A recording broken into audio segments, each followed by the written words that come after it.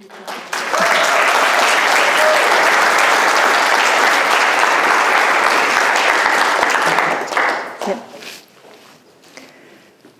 room was white and bright. I was cold and uncomfortable. A thin doctor stood in front of me, and words were tumbling out of his mouth. "I'm sorry," he said. "There is nothing we can do." Confused, I looked around the room at the expensive medical equipment and textbooks. I was 20 years of age and I was still looking for the jar of doctor's lollies to make it all better. He kept talking. "You have retinitis pigmentosa, a degenerative eye condition. There is no cure. You will go blind." I was shocked and horrified. What did he mean there was nothing he could do? Wasn't he the expert? My mind raced and I panicked. Why can't you do something? Why is this happening? Why me? I don't want to be blind. I don't want to be different. As a student of health science, this was unacceptable. I believed in science and medicine.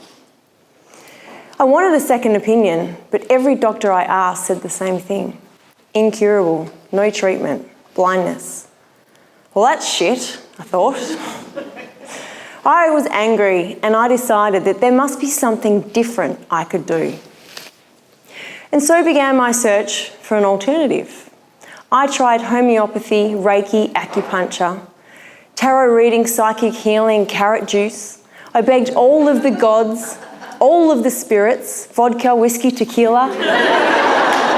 My search for a cure took me all the way to Peru. I walked the magic trail of the Incas right to the door of the medicine men, the mysterious shaman.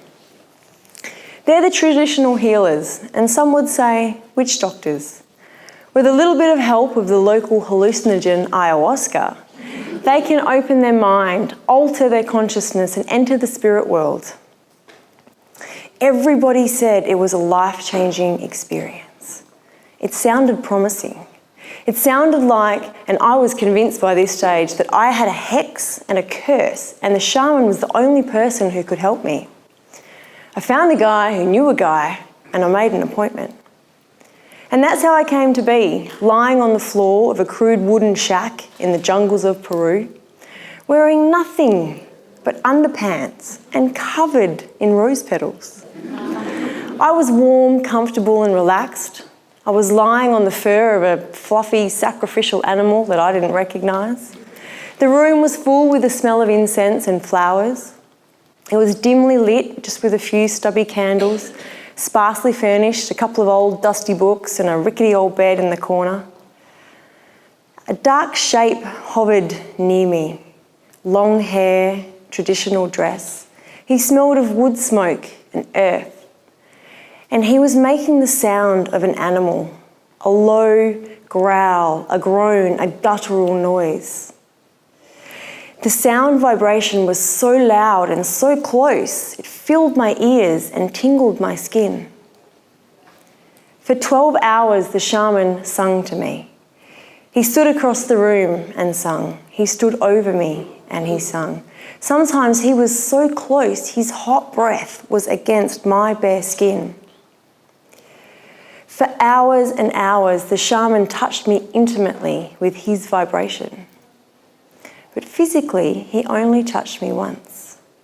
And let me tell you, it was a climax like I have never before experienced. Right before it happened, his face was hovered millimetres from mine, his hot breath on my lips, his eyelashes touching mine. My mind raced. I thought about, what has he eaten for dinner? Has he brushed his teeth? When was the last time he's had a shower? I was convinced that the shaman was about to kiss me, but he didn't. Instead, he stuck out his tongue and he licked my eyeballs. His tongue felt wet, moist, furry, like a raw steak that had been dropped in the dirt. I stifled a giggle. I didn't know quite what to think. And then I started thinking, what if this works? What if I could go home to my crisp white doctor and say, forget about all your scientific research, I have the answer.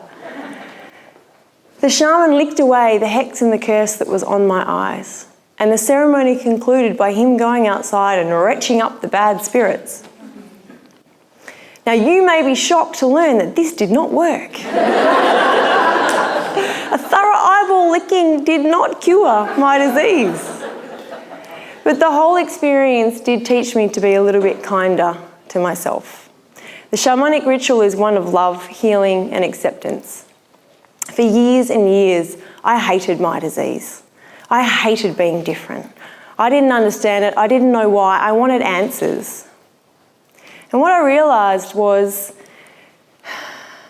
that even though I want to find a cure and lick this disease, worrying about the why doesn't make a lick of a difference. What's more important is what. What do I want to do with my life? What's good that I can do more of? What can I do with my difference to make a difference?